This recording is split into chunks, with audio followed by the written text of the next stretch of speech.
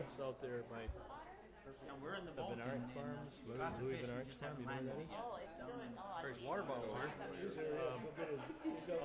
Brown deer and what, out that way. Straight west of Pine Ridge. About, my land's about Well, this, maybe that 2 guy miles. in front At the most, it's a killed crow both fly of straight west of them. Pine Is there Ridge. one or two bears? Up in those He hills. killed both of them the last day of the hunt. I don't know how much. Out of 8 of us, we got 10 bears. We're allowed 2 apiece. Tomorrow afternoon. 60, 70, there's The at only least. one that didn't Oh get yeah, one. there's a lot. They're all over. Well, we got 50 People pounds of don't meat. realize they're there. Be all right. Hide the tan. I'll let you know what causes our Thursday Bring 'em in and here? Thursday. What they do is they bone it out. It'll be a nice Took one afternoon. to Marion. That day I woke No, up. that's where we hunted out of. That's our turkey blind. I thought she'd weigh about 1,800. There. Oh, Unloaded We and couldn't two fall guys asleep. on. That's our. we were too busy Her in. pumping fuel all How the much time. she weigh? She weighed 2,000. Why she's in Smiley? She got the biggest fish. They're calling $2,000. No, Green Bay season already? They're up. I mean, I'm yeah. sure. By Rufus I dressed think up? last week up to Marion, their top is 83, 76 to 83. We got a meeting next week. It was 1,800 miles. I think so. I gotta talk to Yeah, Big horn sheep. Keith, but yeah, they're in the trailer. Where they don't hunt. They I'm aren't. glad you knew they had to load. He does nothing to That's How many good here? Ruth will find something I missed. that's Hey, Larry has to vote for Bob. Bob's not here, Larry. It's your responsibility to vote for him. For whatever. Yeah, for whatever. My son Jacob is in the ROTC program, and Everett's son is one of the officers on the camp that Jacob sat with. Well, he's not an officer. He's not in the army, but he runs. we gotta have a place to pile things. They drive 4 blocks and pilot there. That's even better.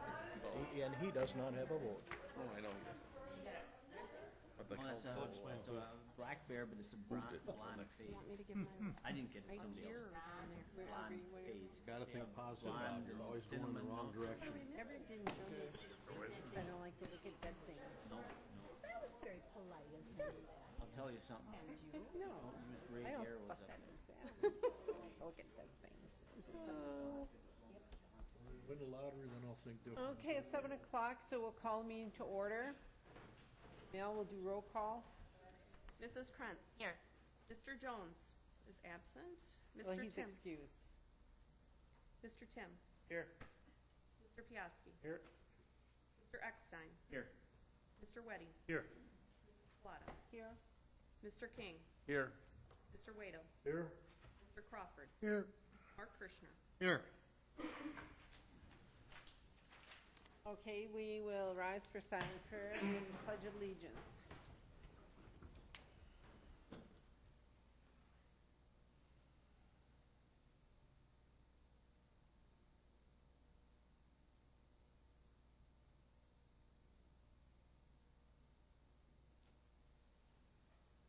I pledge allegiance to the flag of the United States of America and to the republic for which it stands, one nation, under God, indivisible, with liberty and justice for all. Okay, I don't see anything for public comments. Okay, so we will move on to the approval of the agenda. Madam Chairman, I move to approve the agenda. Motion by Weddy. Second by Bob Wado. All in favor? Opposed, same sign. Now we have 2 sets of minutes in here. One is from our special meeting that we had with Fitch and Associates with Mr. Little. So we'll take that first. We need, Special minutes of the meeting. okay, motion by Bernadette, second by Everett. Any discussion or comment? All in favor? Aye. Opposed, same sign. All right, now we'll go to the minutes of the May 21st, 2013 regular monthly board meeting. Motion by Larry Crawford. I'll To approve. Second by Dennis Weddy. We have a motion and a second. Are there any questions or comments? All in favor? Aye. Opposed? All right, now we will go down to old business, and there is none. So we'll go right on to new business, and we'll have reports and presentations, Register of Deeds, Office Annual Report, Heather Schwazinska. Front and center. Patty, Turn the mic on. Patty, too. could you turn these lights up? Should we get a stool for you to stand on? I'm disappointed there's not much already. Oh, sorry. Heather, would you flip the Randy's out in the mic on? audience. How dark do you want to be, Heather? That's good. Thank you. It's like how many lights do you want off? Thank you, Patty. Thanks. Good? Sounds good to me. All right. I'm pushing buttons for Next you. slide. All right. I am currently the Register of Deeds, and just a little bit about me, in case you haven't already heard my little spiel before. I graduated from Fox Valley Technical College in December of 2012. Received my associate's degree in business management with emphasis in accounting, human relations, and organizational leadership. I worked part-time as the Marquette County Deputy Register of Deeds for about a year and a half while I was finishing up my schooling. And prior to going back to school, was in the title insurance industry for over 10 years.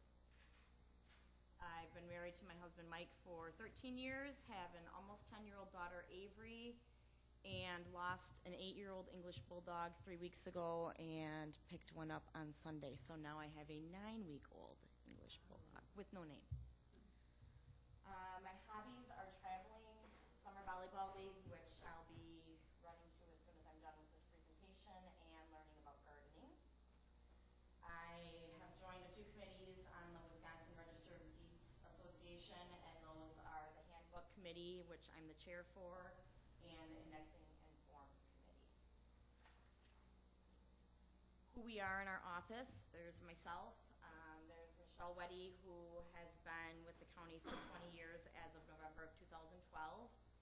Amy Wissinger, who was here a year in February, and her last day is June 21st, unfortunately. And Sean, the GDIS specialist tax lister, is really in Deb's group, but I kind of count him in ours too because we do work, really close and side by side with the department. So a little bit about what we do. We examine, record, index, and maintain all of the land records. That would be deeds, mortgages, satisfactions, restriction covenants, certified survey maps, subdivision, condominium plats, federal tax liens, vital records, which would be death, birth, and marriage, and the military discharge papers. We also advise and assist the public to record documents and when to seek legal advice, provide the public with copies of recorded documents and filed vital records, and read and interpret the legal descriptions on all the land records before we record them. We also verify and cross-check the data of the new documents with any previously recorded documents. We also assist the tax lister with doing things such as updating tax rolls, printing the tax rolls, maintaining the land sales book, and verifying the new land transfers. And some statistical data. The first two columns are the entire year of 2011 compared to 2012.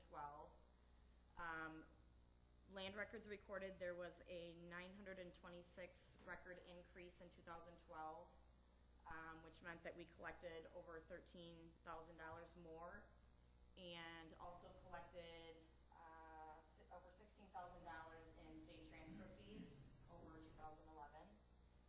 In 2011, 12, and actually this year, we're still collecting the $5 redaction fees, and saw an increase of $4,600 there. In vital records requested, there was a 46 record increase, which meant just over $1,000 increase in revenue.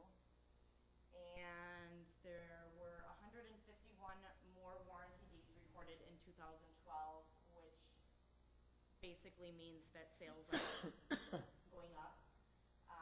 Liz Pendens, there was a 31 record decrease, and the Liz Pendens, for those of you that don't know, is a red flag on the real estate. These days it more than likely there's a foreclosure action. And so there are less of those being filed, which means maybe we're seeing a little bit of a decrease in the beginning of foreclosures. And there was an increase in the sheriff's deeds recorded, which means that the foreclosures that are out there are actually closing. And then, sorry. Okay. The next two columns are just 2012 to 2013 year-to-date comparisons, just because we're already in June. In a nutshell, we've seen an increase in the land records to be recorded and a decrease in the vital records being requested. Some hot topics in the Register of Deeds office are the sunset for the redaction fees, which is set for January 1st of 2015. The State Vital Records Office is rolling out their death record module September 1st. So as of right now, all of the birth records paper go directly to the state, and they get them in the computer, and we issue them electronically. Death records, as of right now, we still receive on paper. That will change as in September, and again, it'll be an electronic version of it. An interesting article that I read from the Wisconsin Realtors Association just kind of showed that closed sales statewide from March of 2012 to versus March of 2013, there was a 3% increase. The median sales price statewide also increased by 9.7%. And then for the county, the closed sales increased 11.8%, which kind of reflects the data that I gathered from my office. However, the median sales price for the county decreased by 2.4%. Some scams and weird stuff emails that have come through are, there are companies out there that will send homeowners a letter that says, you know, if you need a copy of your deed, we can get that for you. And I've seen some in the excess of $89. I did put this in my article for the paper because if people are educated and, you know, call our office or contact us, we charge $2 for the first page and $1 for each additional, and most deeds are 1 to 2 pages. A land contract might be 4 to 6. So significant difference there. From what I understand, the company that they had emailed was legit. But yeah, very expensive to do that. Another interesting article I read showed that people were actually listing properties on Craigslist for rent that were actually listed for sale. So they'd get the pictures from the realtor sites and post them, and people who needed a place to rent would send in first and last monthly payments and their security deposits, and the home's really not for rent. So just something to kind of watch for. Current projects that our office is working on, we are very, very, very, very, very close to getting our land records online, and I'm very, very, very, very excited about that. Basically, it'll be 1999-ish forward. Most of our records are imaged and redacted. I have discovered in the last couple of weeks that we have about 100,000 that are missing, and these are all on microfilm. It's my understanding that they were done years ago, but they're not there. So,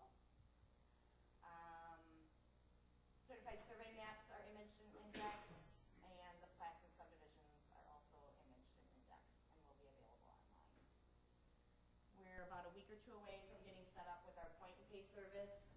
Point and Pay is a vendor that will allow us to take debit and credit card transactions at the counter and online. Once we're online, we can also do it over the phone. And there are, I believe, 4 e-recording vendors out there, and we are set up with 2 of them right now. Once we get online, then I'm going to move forward and try to get 3 and 4. But essentially, they submit their recording. It comes on the computer screen. We review it, approve it. It's uploaded into our imaging automatically, no scanning, and then we just do the rest of the data entry that's missing. So it's really, really slick. And then there's a electronic transfer of funds. into the future, like I said, there's 2 more, I believe, e-recording vendors. We'll need to get our missing records indexed, and then once they're indexed and uploaded, then they have to be more data entry and back indexing, which is just manual labor of whoever's got the time to do it. And someday, in the very distant future, I may be interested in looking at new software. So, planting the seed years in advance. And that's it. Any questions or? Larry has a Yes, question. Larry? Who pays the $5 redaction fee? How is that collected? It is collected, it's included in the recording fees. So instead of $25, we charge $30. So any recording except for, I believe there's 2 of them, they pay it through the recording fee. So I'm not sure, like if it's a sale transaction type document that gets recorded. But only real estate documents? Yes, yes.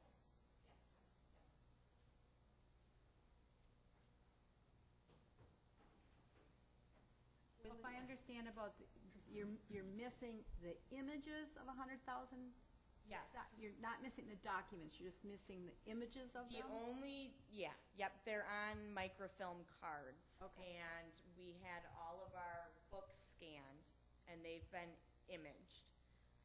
The cards are very hard to read, and the machines are very expensive, but there is no backup as far as books or images. So it's kind of a big deal if, there was some sort of catastrophe, they would be gone. I think it's about 12 years worth of records. And it's kind of sporadic, but there's enough of them missing that I basically have to have them all redone because you can't go through and. Okay.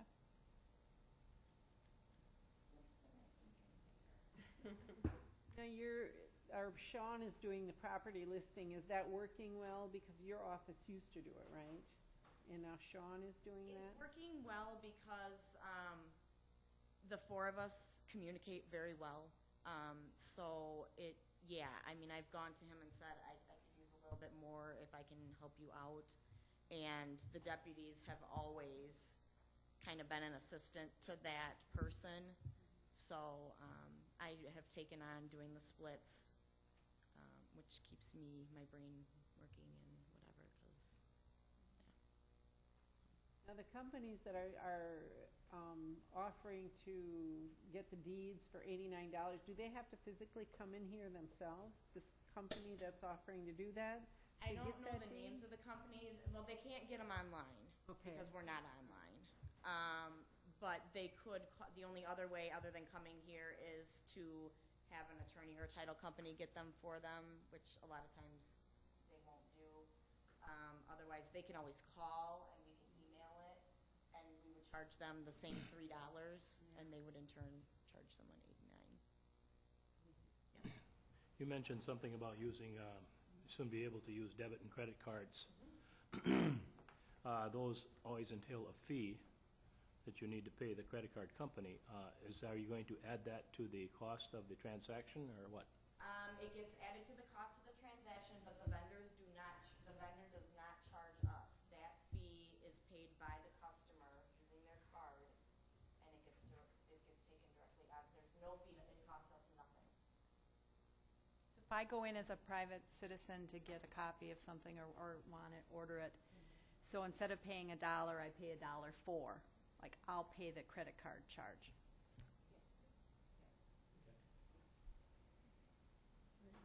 Any other questions? It's kind of the same way that the e-recordings work, actually. We don't have to pay the e-recording vendors anything. The lenders, the whoever is submitting the documents through the vendor, they actually pay like an additional $4 or $5 just to be able to do it electronically. It doesn't cost us anything. More questions? Thank you very much. Yep. Good luck with your volleyball Thank game. you. Okay, we'll move on to the county clerk's office annual report. Melanie, do you want to sit here, or? I guess if nobody minds that I sit here. Tell me when. Okay. All right, being second in line here, I tried to punch things up a little bit with some goofy pictures and stuff, so hopefully it'll keep you from falling asleep out there. We can go to the next slide, and we'll talk about our staff. You probably are familiar with everyone here. I've been with the county for almost 10 years as clerk the last 2.5, but deputy obviously before that. Sarah Lucchini is now our deputy clerk, and she's been with us for almost 2.5 years already.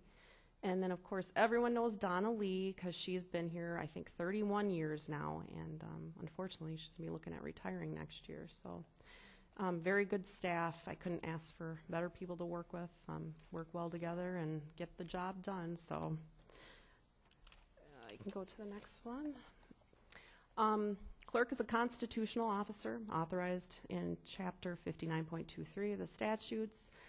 There's also numerous references to our duties and other areas of the statutes as well.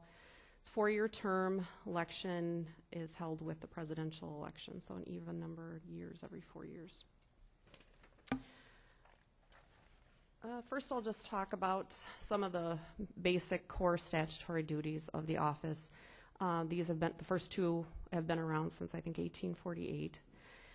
First, obviously, you'd be most familiar with, act as clerk of the county board and keep records and minutes of our proceedings.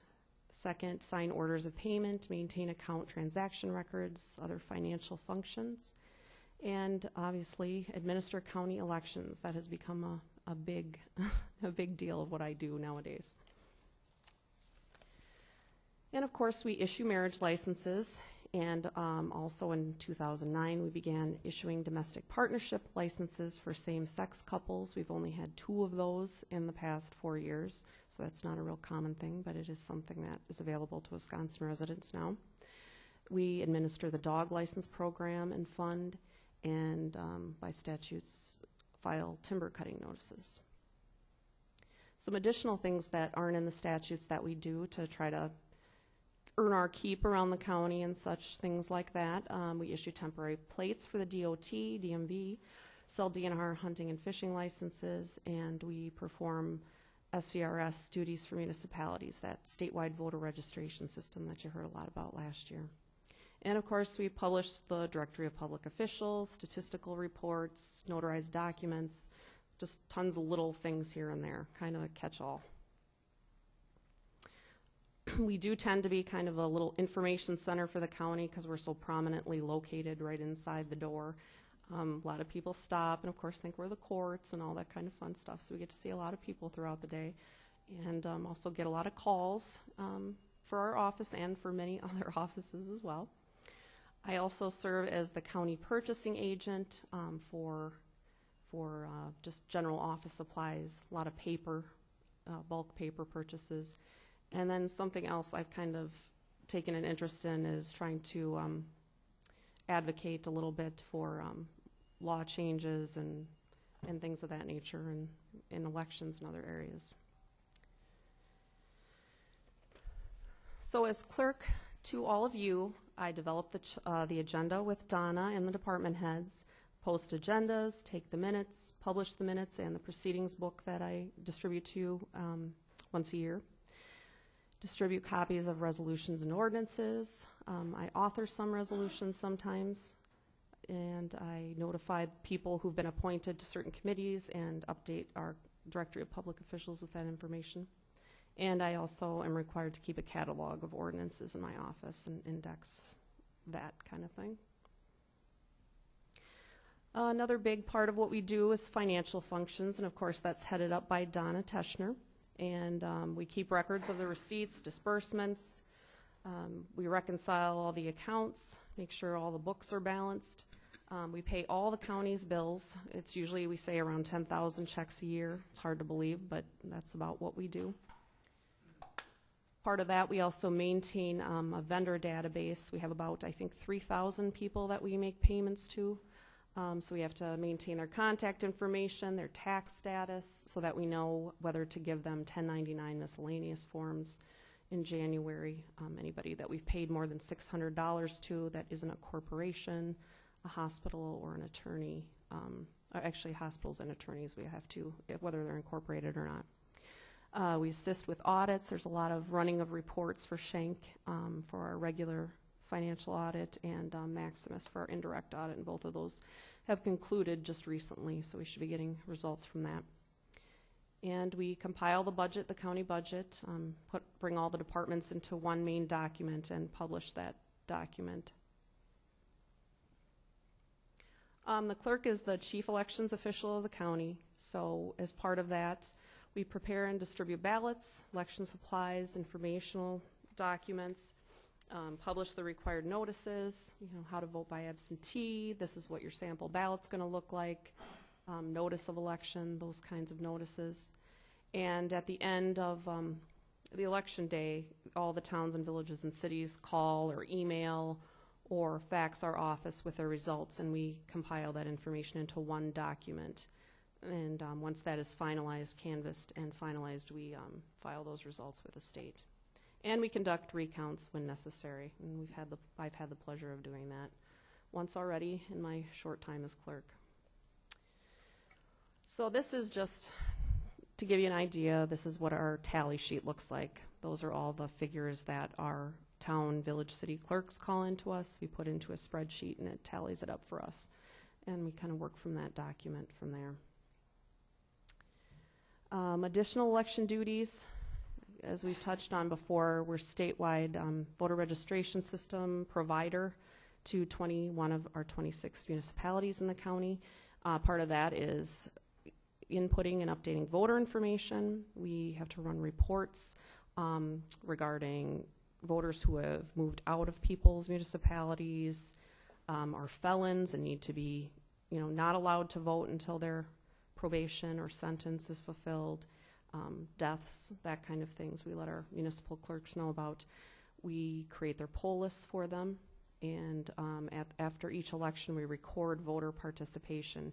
If you've ever looked at a poll book, there's a barcode by each name in the poll book, and we can scan those. If you vote and have a number by your name, we scan that barcode, and it lets the system know that you participate in that election, and that's all public information that people can request, so that people running for office want to know who votes and who they should concentrate on. So that's basically why we're required to do that, I think. And of course, we reconcile numbers as well. There's reports that municipal clerks have to fill out and say we had this many voters, and we have to make sure that our numbers that we've entered into SVRS coincide with those numbers that they reported, and figure out why if they were not. And there's always some sort of special project going on. Most recently, four-year voter maintenance project, which anyone who hasn't voted in the last 4 years was sent a postcard, and if they wanted to continue their registration, they had to send back the postcard, and we had to record that information in the statewide voter registration system. So the next couple slides are just some shots of the statewide voter registration system, just to give you an idea of what it looks like. My own record is up there, so I won't be violating anybody's confidentiality here. We input all this information off of an application form: name, address, mailing address, date of birth, driver's license, all that good stuff. And there's another tab of my record that shows all my voting activity. So as you can see, I have not missed an election since the voter registration system started. Good little voter that I am. This is a picture of the poll list. There's that barcode that I was talking about, and a place for voters to sign that they are who they say they are. And we can't ask for voter ID yet, voter photo ID, but one of those changes in the law was that people have to sign the poll book, and that's saying that they are that person. And can you just go back one more second, Tim? On the left-hand side, the ballot ward and district number, everything that we put into SVRS is coded into districts, and it's complicated and kind of complex. But we have a way of telling poll workers, trying to make their jobs easier for them, telling them what school district. April elections can be very, very confusing. You know, people don't always know what school districts they're in and that kind of thing. Sometimes they don't even know what municipalities they live in, for crying out loud. So they don't always know what school districts they're in. So the way things are coded in SVRS, it makes it pretty obvious for poll workers to give people the right ballot. It's kind of, you know, we try not to make mistakes because people are getting ballots based on our data entry. So we take that seriously. Some additional election duties that we've kind of fallen into over the years. Ever since voting machines, we had to start using voting machines. Our main vendor, Command Central, I think 23 or 24 of our municipalities use that vendor, and we have to supply them at the county level. We have to compile all this information from all of our municipalities, school districts, sanitary districts, and put it into a method that they can read and program our voting machines on. So this is another situation where we have to be very careful about our entry and our double checking everything, because it's how people get the correct ballots and things show up on the voting machine for them correctly on election day. So we have to obtain all the information on the contests, you know, the races that are going, president, vice, you know, county clerk, school board members, etc., and any referendum wording, all candidate information down to their addresses and everything. And then we put this into a format that Command Central requires, and those are called X charts and ballot layout certificates. And I just, for fun, have a couple screenshots of those lovely documents. The next one, this is the X chart. Every section of information on the left-hand side. So you see Town of Aurora, Ward 1, Berlin Area School District. Every section like that is a different ballot style, a different combination of races on a ballot.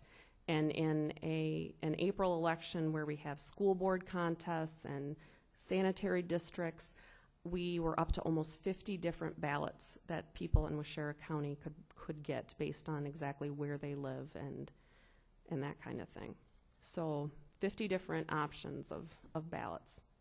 And all those X's tell what races should be on those particular ballots. So it's pretty complicated, and I look at this many, many times before I send it to the vendor because, like I said, this is how people get the correct ballots on election day. This is the ballot layout certificate. We have to do one of these for all municipalities that use Command Central, so everybody but Marion and City of Wautoma. And it just gives more information about the race and the candidates for the race. And again, this is exactly how they're going to be on the voting machine, so we can't spell anything wrong or do anything like that. So. Some fun election statistics for last year. We had 6 elections, and I put those little check marks just to emphasize that point. In February, April, May, June, September, and November. February was a presidential primary. The April was nonpartisan elections like judges and school districts and that kind of thing.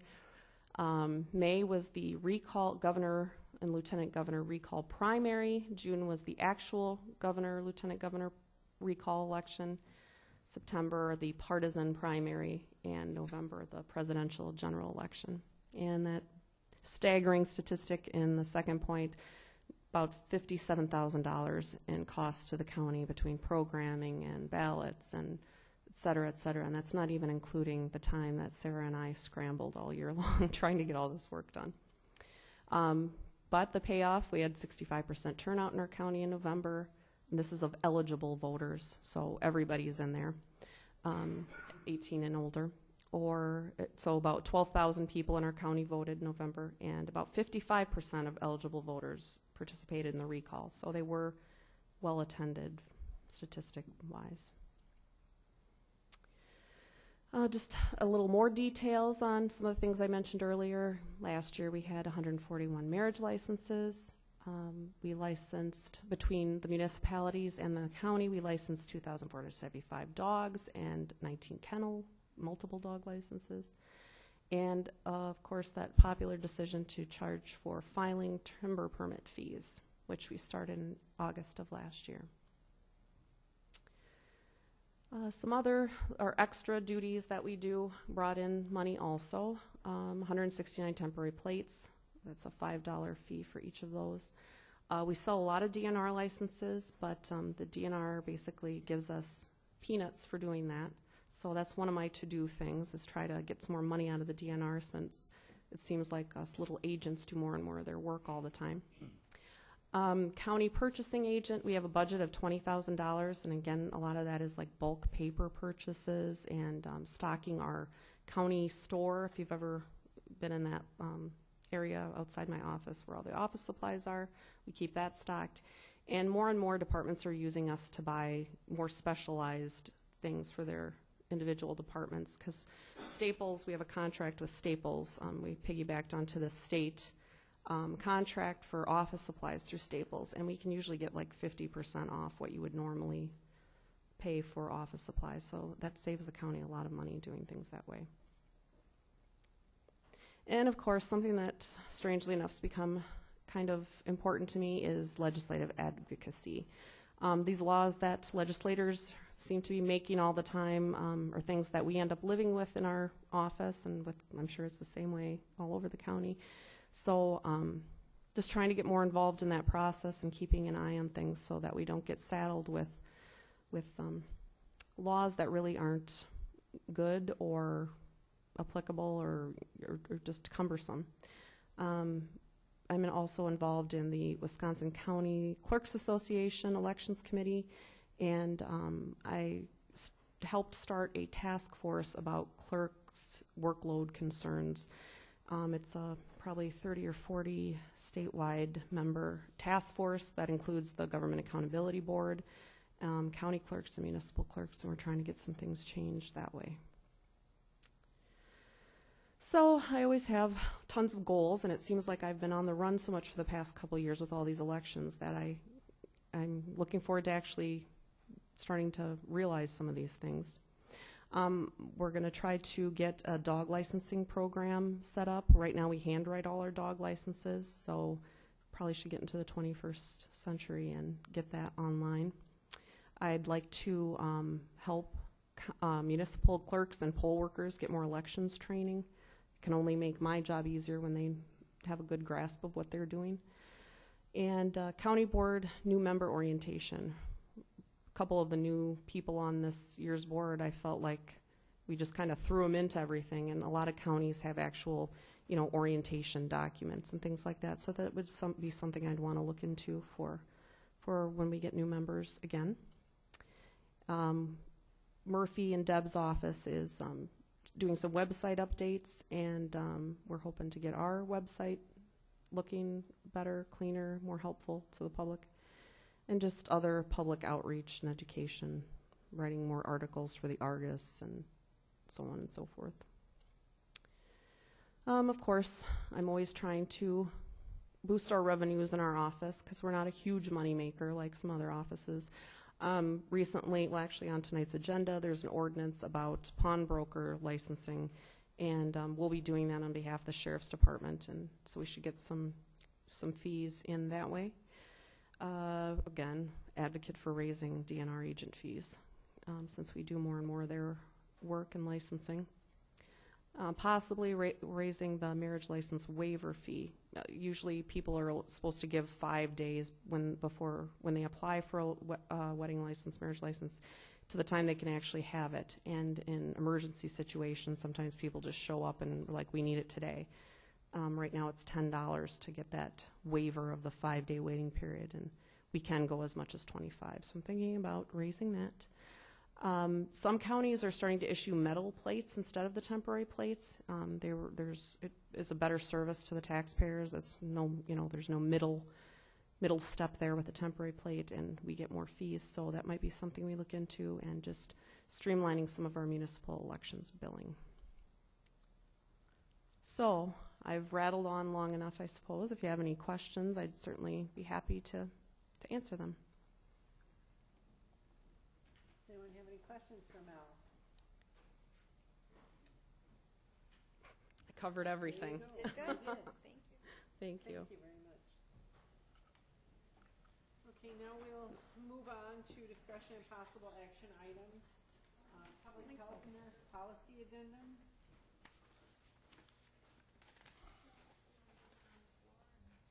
Yes. Do you need a motion? Motion by Everett. Second by Bernadette. We have a motion and a second. Now we'll take any discussion. So Patty's here also to talk about this. Our public health nurses are kind of in that state of limbo because they need to recertify as a union, but the WRC hasn't issued the rules on how to do that process, so they're kind of in limbo. So their contract language basically is gone. But there were a couple of things that we had in their contract that we feel are important to continue. And Patty, I guess I'll let you take it from there with what the addendum is and why you need that. So. This addendum has to do with on-call. So as of right now, I carry the on-call phone 24/7. And when I leave the state of Wisconsin, not when I'm on vacation any other time or any other day, but when I leave the state of Wisconsin, then I hand it over to another staff person who takes it by choice. And when they are on call, then they get paid a small fee. I think, what does it say, $1.25 there? $1.50. $1.50, sorry. Per hour for that, for carrying it for me. So. I do have 5 weeks of vacation, so it could be up to that much. It generally isn't, but it could be up to that much in a year. So it's well within budget amount. And it's been that way since I've been here, so it's been 10 years. So it's not any different than it's been for that whole time. It's just that this was language that was in the contract. It's certainly not in the contract, as Deb explained. So the employees that were in that union got a policy book that is similar to what everybody else in the union got, or in the non-union got. The 2-hour call-in is similar to what we have done with our highway workers. There's just a single page that is tacked on to the general policy, and so the nurses that are in the union, but kind of unofficially right now, would just get this attached to their policy book, just their general policy book. And the 2 hours is only if they actually get called in or get called in after hours. It's not something that routinely happens, and the pager doesn't go off all that often. So they're most often just utilizing the $1.50. So the 2 hours just happens here and there. But once again, it's always possible. So. Does anyone have any questions for Patty? We have a motion and a second. All in favor? Aye. Opposed? Same sign. Okay, we'll move on to 2014 budget directives. All right. We did talk about this at our most recent department head meeting to see if there's some things that we could give you that you would agree to or not agree to. I guess in the past, we've always, everybody should look at their revenues and maximize fees and, review all of that. But something that kind of came up last year and seemed to work fairly well was basically telling all the department heads to do the best you can. We know that we've got we've only got so much money, and the committees and the executive committee and eventually the county board will have to make some decisions if they come in over and above that number, that allowable number, but it seemed to work fairly well last year. And so I guess, we'll offer that to you as one suggestion, and if you have other suggestions, we're all ears, so. I think it worked well last year to do it that way because the department heads, for the most part, were very cooperative and did a really good job at, making their budgets or fit what we had in the way of money. So I think that, if we could try that again this year, and hopefully it'll work as well as it did last year. Unless you have any other suggestions. In the past, we've, frozen certain departments that are over a certain threshold, We've done that in the past.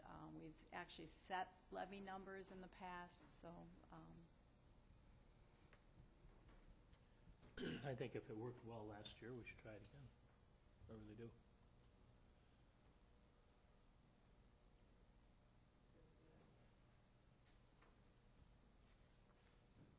Any other discussion that you have? Any other ideas concerning budgeting?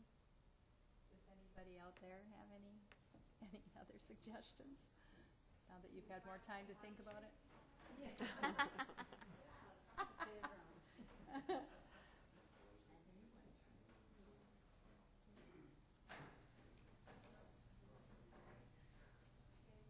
I think you just let them come in and do the best they can, and it's going to be up to the board to make the final decision. And money's available. As I said at the executive meeting, cost of everything is going up. And, and then as some people have stated, maybe services are going to have to be cut, to keep things down. I guess those are all things we have to look at once they present their budgets. But a lot is going to depend on the healthcare too. exactly. And we have some decisions that we have to make concerning healthcare. Because nobody knows where that is going yet. Okay, any other comments? Okay, we'll move along to a donation for the dining room meeting facility addition. I don't think so. Just a discussion. Okay. Okay. Well, the county has been approached. One of our citizens has offered to give us up to $250,000 to add a meeting room / dining room onto the kitchen here in Watoma. And so to get things started, we took it to the executive committee, and the size of the building that we are kind of looking at would seat about 100 people. Is that what we decided? At tables. And so the executive committee wanted to bring it to you it's going to cost more than $250,000. It would be a building that would then be the county's building, the county's responsibility to maintain, and it would be forever ours. It could be used for some of the meetings that happen here after hours and potentially limit who's coming into the courthouse when it's not during regular business hours. But the question is whether or not you even want to pursue this. It's a very nice gesture, but it still is going to cost the county money, and is it something that we want to look at? And so the executive committee wanted it to come to you guys tonight to find out if you wanted to at least get a rough drawing of what we're looking for with a cost estimate for what it would cost to build that. Randy did talk to Bill Ruder, who's done some other drawings for us like that in the past. He's indicated that he would be able to put together some specs for us and a cost estimate for about $1,000. And if we decided to move ahead with the project, then he would take that fee off of the rest of his fees. I mean, he wouldn't charge us twice for that work if we decided to move forward with the project. But I think that what the executive committee wanted to know is that whether or not you as a county board wanted to spend even that $1,000 to see how much it would cost and what it would be, what that building would look like, what kind of parking would be out there, whether it's something that you even want to pursue. So that's kind of why we're here tonight, to see if you even want to pursue this or if you just want me to tell the donor thanks, but no thanks, the county's not interested at this point in time. Would this be an add-on to the kitchen, or is it a separate building, or? It would be added onto the kitchen. There would be a small, like kitchenette kind of thing, I guess you would call it, like a sink and a serving area, like separate from the kitchen so that meals could be served right there. And then there would be the dining facilities, and it would have to have separate bathrooms because it wouldn't be it would be connected to the kitchen but separated from the kitchen. So if you had like another meeting there, they wouldn't have access to the kitchen and all that equipment. Currently, the meals in this community are served at the senior center, are they not? Yes, they are. Does the county pay a rent for that building for serving meals out there or anything? We make a contribution of $150 a month. Uh-huh. So it looks like, to me, by building on to something here, it would just kind of be a duplication of something that's already available in the community for the people for the dining facility. And isn't that what the main purpose of this building would be?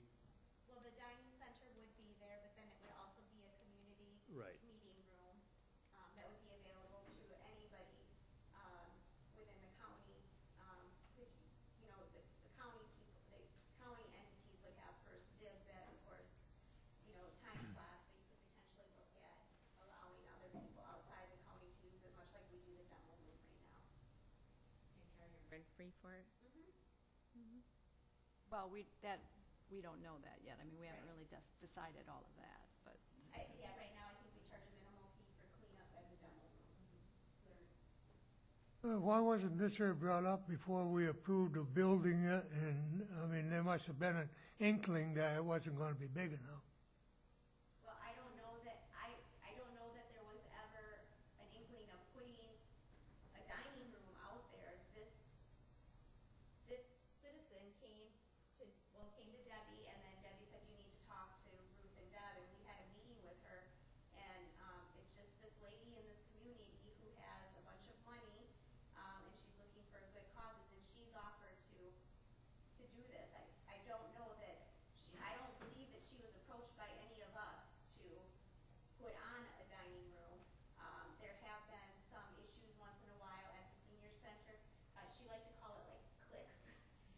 And so I think that she was seeing some issues out there and wanted to create a site separate from that, and it was her idea. $250,000 is nothing to sneeze at, you know, and I think you need to give this a little consideration. I think that's why we wanted to bring it to the board. But on the other hand, $250,000, as Ruth indicated, isn't going to pay for it either. It's going to be a lot more than that. That is correct. That's why, as it was said, that for $1,000, you could have Bill draw something up and get you some kind of, you know, figures so that you'd know exactly what it's going to cost you, Dennis. I would be all for Yes, having that done. definitely. I would be all for having Bill, And right now, that's all we're looking at. is Right. just authorize Bill to, you know, we're authorizing the expenditure for $1,000 for Bill to come up with a plan. can I ask Debbie a question? Debbie, if we finally went this route, would we still be donating that $150 a month to the senior center? Or you probably can't answer that tonight, but Yeah, I mean, that's a tough question. I know it's a big concern as to what happens with the senior center. Ultimately, it would be a commission on aging board decision as to whether we would have two sites if funding would allow us to do that, or whether we would eliminate the one at the senior center and have the site at the new places. Something that, you know, we're not gonna make a decision on until we know whether this is gonna happen or not. I apologize, that wasn't a fair question, I'm sorry. Larry? There's enough land to do this out there? I Parking? believe so. We've done some rough drawings with some parking. One of the questions is like how, what the setback is that the city requires for parking to be from the sidewalk there on Division Street, because there would be parking between the building and Division Street on that side of it. So that's something that we're not sure of, but there does seem to be ample room to put the size building in there that would hold 100 people.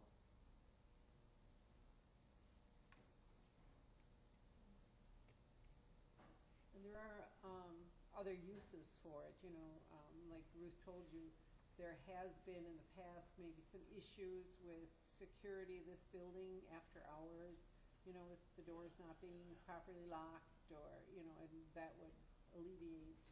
Well, if you would like a motion, I would make a motion to go ahead with Bill Reuter for up to $1,000 to get an idea of what this project might cost.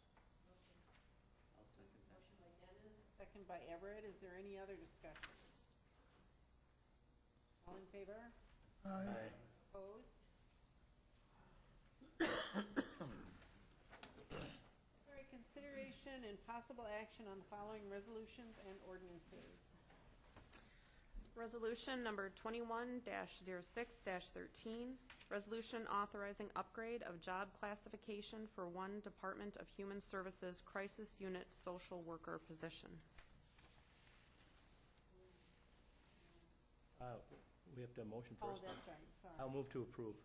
Motion by Dennis, I'll second that. second by Bernadette. We have a motion, a second. Now, Glenn.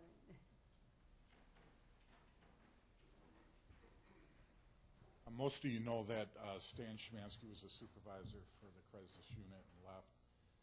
And then we've had some other turnarounds. So we are hiring new people for that department, but we've also noticed in the last 2 or 3 years the volume of service demands have increased dramatically. So we've lost a lot of our knowledge base and skill. And so we were discussing what are we going to do to fill those gaps. And we had the opportunity, we have one of the workers has been in the crisis unit for 6 years, is one of the oldest people there with only 6 years. But that position happens to be that person is also very knowledgeable. But we also hired an acting supervisor for Stan, but with the volume of demands, we weren't sure how we'd get things done, and we're thinking by upgrading a position to like a lead worker that would help the supervisor, that would help tremendously to get many of the demands accomplished day to day in the crisis unit. And without that, it's going to be much more challenging than it already is. Questions? Not a new position, you're just gonna upgrade the Upgrade the position, and we're talking a More money? minimal amount of additional money for that position. Not a lot. We haven't decided for sure what, but it'd be a modest amount. Well, I think it started out to be about $1 an hour more. I think the max is maybe $2 an hour more as they work through the system. The other thing about this is that it goes to a 40-hour work week as opposed to 37 and a half for the base. And it's also exempt, so it means that there is no overtime with this position, so. Any other questions? We have a motion, a second, and we'll do a roll call vote, please. Mr. Piaski. Yes. Mr. Eckstein. Yes. Mr. Weddy. Yes. Mrs. Collada. Yes. Mr. King. Yes. Mr. Wadel. Yes. Mr. Crawford. Yes. Mr. Kirschner. Yes. Mrs. Krentz. Yes. Mr. Tim. Yes.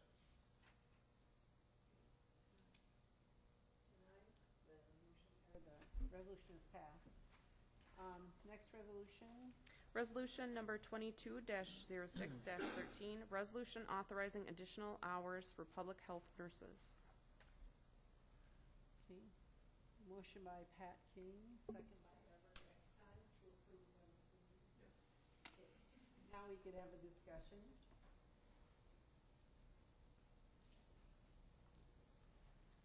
Many of you knew Marcia Chakowski a year and a half ago. She retired, and when she retired, all of the nurses became full-time. Full-time is 37 and a half hours. We all work 8 to 4:30, get an hour lunch. And at that time, we discussed very heavily going to 40 hours, and we were ready to budget at that point for it. As you've heard earlier this evening, we were under a union contract, and that was the second year of a union contract. And the decision was you could not have that discussion and change that contract. That was not a good process to do at that point.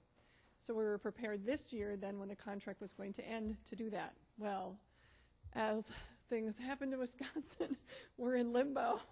And so it took us until this part of the year to even decide that this was something that we actually could do, because with how we are with Act 10 and whatever's happening with that, we can go ahead and make changes.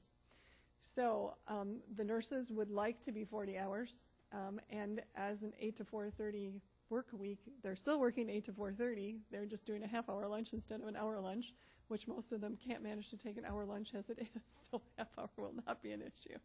And most of them are going to make more money because they're going to be working 40 hours. So yahoo, it's kind of a win-win for them. We were going to budget it last year. We're budgeting it this year, no big deal, and it will not be a problem for the budget for next year. So it's They did not fill the full-time position when Marcia retired. Okay. And so We those just are the made- hours they yep. want to redistribute.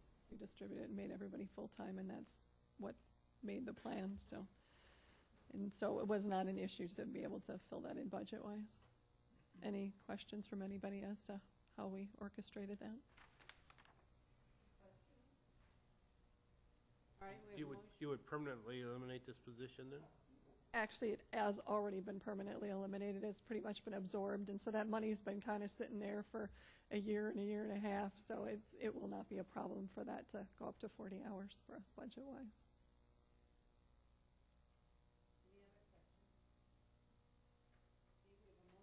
Second, we need a voice vote, please. A roll call vote. Mr. Eckstein. Aye. Mr. Weddy. Aye. Mrs. Colada. Aye. Mr. King. Aye. Mr. Wadel. Aye. Mr. Crawford. Yeah. Mark Kirschner. Aye. Mrs. Krantz. Aye. Mr. Tim. Aye. Mr. Piaski. Aye.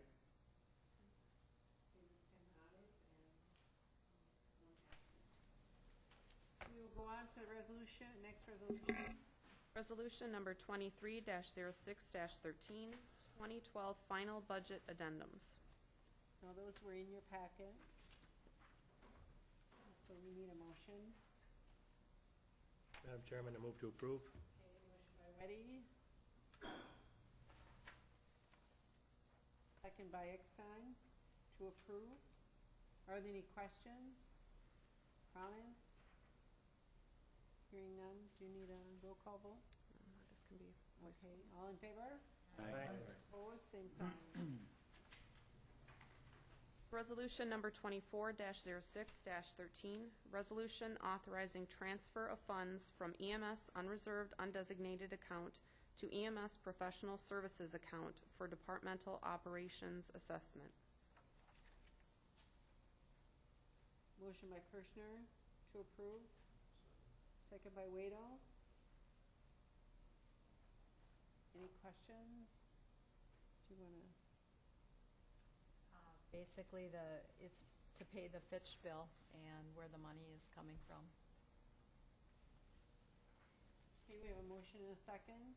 Any more questions, comments? Who's gonna pay this other balance of $9,000? It comes from that, you're going to transfer enough from that designated fund for Brian to pay the bill. It'll cover the whole thing. Yeah. Mhm. Okay, all in favor? We need a roll call on Do this we one. need a roll call? Yeah. Okay, we'll do a roll call vote. Mr. Weddy. Aye. Mrs. Colada. Aye. Mr. King. Aye. Mr. Wadel. Aye. Mr. Crawford. Aye. Mr. Kirschner. Aye. Mrs. Krantz. Yes. Mr. Tim. Aye. Mr. Piaski. Aye. Mr. Eckstein. Aye. Resolution number 25-06-13, resolution authorizing transfer of funds from general fund to buildings and grounds account for purpose of performing cost analysis of potential Department of Aging addition. And that would be the $1,000. Motion by Everett. Seconded by Bernadette. Are there any other questions or comments? The one in your packet does say $5,000, but that's I know. because, we didn't get the cost estimate from Bill until after Melanie had to put out the agenda, but he did say that he would be able to do it for $1,000, so if Elsa is fine, I'll make that change. It does say not more than 5,000. Right. We decided not more than 1,000 though. Right, I didn't wanna think I was trying to hoodwink you here Okay. and take more money. Okay, we have a motion and a second to approve. Does that include the change to $1,000 in that resolution? Do you think we need to change that to 1,000? Okay. Here? I already wrote that down, 1,000. Oh, you Okay. did. That's what yours. Okay. Okay. So what is the motion now? for the, yeah. Now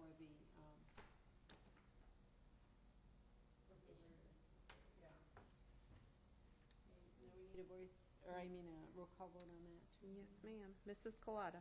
Aye. Mr. King. Aye. Mr. Wadel. Aye. Mr. Crawford. Aye. Mark Kirschner. Aye. Mrs. Krentz. Aye. Mr. Tim. Aye. Mr. Piaski. Aye. Mr. Eckstein. Aye. Mr. Wedding. Aye.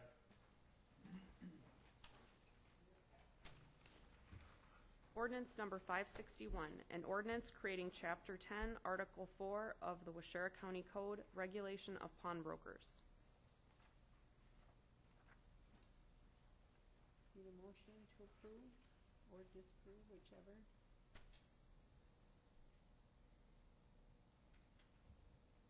Motion by Eckstein to approve. Second by Mr. Piaski. Motion is second. Ruth, you're on. There are approximately 6 businesses right now in Waushara County that meet the statutory definition of a pawnbroker, even though they are not necessarily calling themselves pawnbroker. By statute, all of these businesses are supposed to be licensed by somebody, and they're supposed to follow certain rules on taking identification from people that they take the items in from, holding it for certain periods of time, and that kind of stuff. And it's not happening. And what we have been finding is that a couple of the places are receiving stolen property. And so what this ordinance is meant to regulate is to actually have all of these entities licensed, and then they have to put their merchandise into this online computer system, which doesn't cost the merchant anything. The county already subscribes to this, and then we would be able to search to see where the things are. And if we put a hold on something, they can't sell it until the police have been there. They have to have their records open to us at all the time. Right now, it would start out being implemented county-wide, but I would be sending the ordinance to all of our local municipalities, and if they chose to adopt the ordinance themselves, then they would be the ones who would be the licensing entity. I talked to all of the municipal clerks before we developed this ordinance. None of them currently have one. Some of them didn't even know that they had entities that would meet the definition of a pawnbroker. But they all said that they'd be interested in looking at something after the county had adopted it. So if you approve it, I will be sending it out to the municipalities. I also will be working with the sheriff's department to send copies of it directly to the 6 entities that are currently would meet these requirements to try to get them up and licensed. And hopefully then we'll be able to have some more leads on investigations for some of our property thefts. I have 2 comments. One is a typo on page 5, Article 6, Part A. I think it should say 15 days, not 15 phase. Yeah. And the other has to do with Section 10-50 prohibited acts on page 7. Article number 2 there said no pawnbroker may receive any items from a person of unsound mind or an intoxicated person. I don't understand where a pawnbroker would get training to notice if someone has an unsound mind. I can see intoxication might be able to be pretty obvious, but who's going to... Well, if they can't fill out the paperwork correctly. Not necessarily. You know, you could have a schizophrenic or something like that that can fill out paperwork. But a schizophrenic is not necessarily of unsound mind. I if they understand are that, under but medication. there are some weirdos out there that can fill out paperwork and not sound people. And so I'm just wondering how, I just don't like that term in there. Come on over to my world, I can show you quite a few. Well, there are a lot of unsound people, but you know, I can show you again, quite a few. Ruth, is this pretty much standard ordinance that people are using? Yes, we took ordinances from several different counties and pulled this one together. Larry. Okay, my friend Joe comes to me, he needs some money in a hurry, and he wants to borrow $2,000. And I said, well, I'll loan you the $2,000, but you have to give me your gun collection as collateral. And until you pay me back. Does that mean I have to have a $500 pawnbroker's license? No, are you in the business of doing that on a regular basis? I don't know what that means.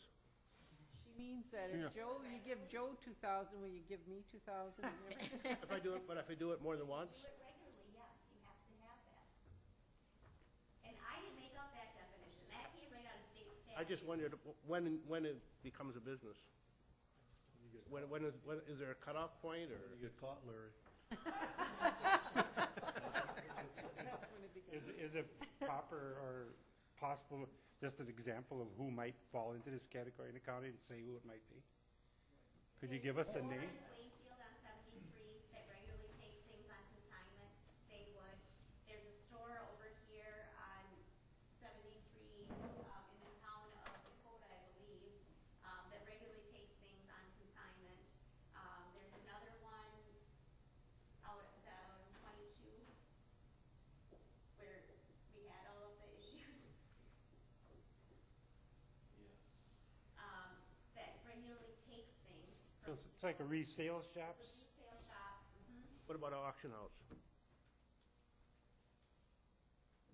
Yeah, really. In auction houses, They take things on They take consignment. assignments. well, it could be. I don't have the ordinance memorized, so I can't tell you. But the definitions are very specific.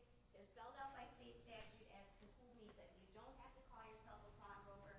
You just have to engage in certain activities. And they're already supposed to be licensed. They're just operating without that right now in violation of state law because nobody's enforcing it. They're basically acting as a fence for stolen property. Some of them are, not Well, all. no, I'm not saying, but I mean, when that happens, that's what's That's the happening. concern. Yes. Yeah. And you issue the license? Who issues the license? The way that it's set up is that they would come in with their application and their fee. They have to fill out the application completely, turn it into Melanie's office. Melanie's office would then turn it over to the sheriff's department, who would do all the background checks. That part I Copy know, of but it? I don't Oh, have okay. the definitions all Okay. memorized. Would do the background checks, and then the sheriff's department would tell Melanie, yes, they meet the requirements, or no, they don't meet the requirements, and then Melanie would hand them their permit.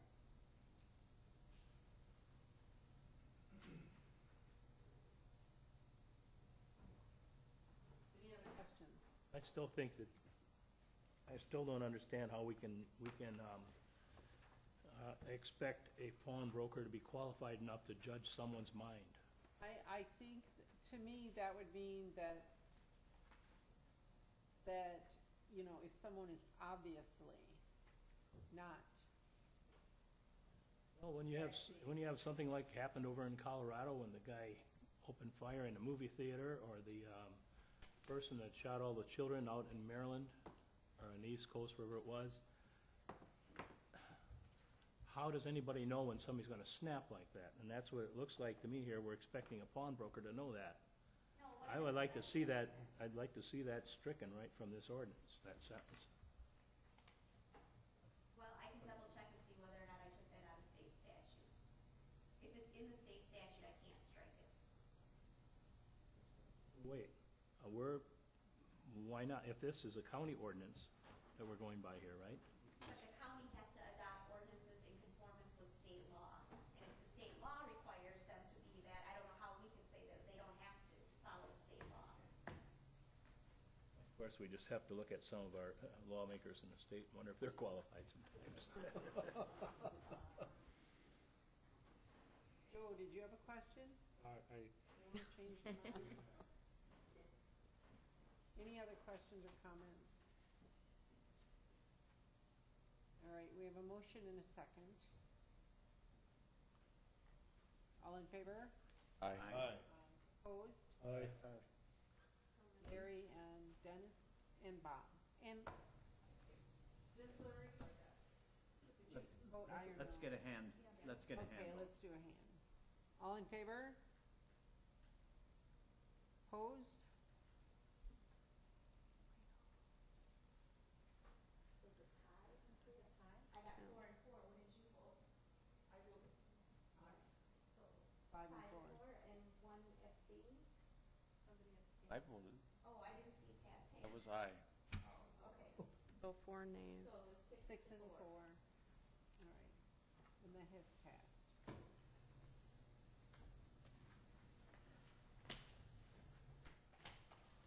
All right, we'll move along to appointments. Commission on Aging, Fred Kaiser, Watoma, term June 19, 2013 through May 31st, 2016. Patrick Lawler, Red Granite, term June 19, 2013 through May 31st, 2016. And we'll go ahead and do the Library Services Board, which would be Jim Miller Hancock, term June 13 through May 2016. Motion to approve. Okay, motion by Waito, second by Mrs. Prince. Discussion. Wasn't Mr. Miller just appointed on it? He was appointed, I think, to Winnifox just recently. His appointment came up for Winnifox, I believe. I thought he was appointed for that board also, the We library. never took that step. What? We never took that step, so this is just clearing up something that didn't get followed through on. It was discussed, but it wasn't actually on the agenda. It wasn't actually done. Any other questions? Because we've been treating him as a member for the last couple of meetings. We amended our bylaws to say that there should be a member on both, but then the appointment was never done. That was the problem. Okay, we have a motion, a second. All in favor? Aye. Opposed, same sign. Anything, suggestions for future agenda items? Yeah, I think Larry better not borrow any money to Joe. Not a good risk? Well, I want to see Joe's gun collection. You're gonna be in big trouble, Got Larry. one gun if you want. Yeah, you're gonna be in big trouble, Larry. You're gonna be in big trouble. It's a 30-30. Okay, motion. Move to adjourn. Everett, Second. second. Dennis, second. Okay, we have a motion, a second. All in favor? Aye. We are adjourned. That guy called. But that's, I told him, follow the everything code. was under Donna's purview All there, right. so. But You were the chairperson of all these committees that were supposed to. So we meet next I tread really lightly what you're gonna do. We didn't want you to miss it, see? So I'll get a letter, I missed one so if already. you want to start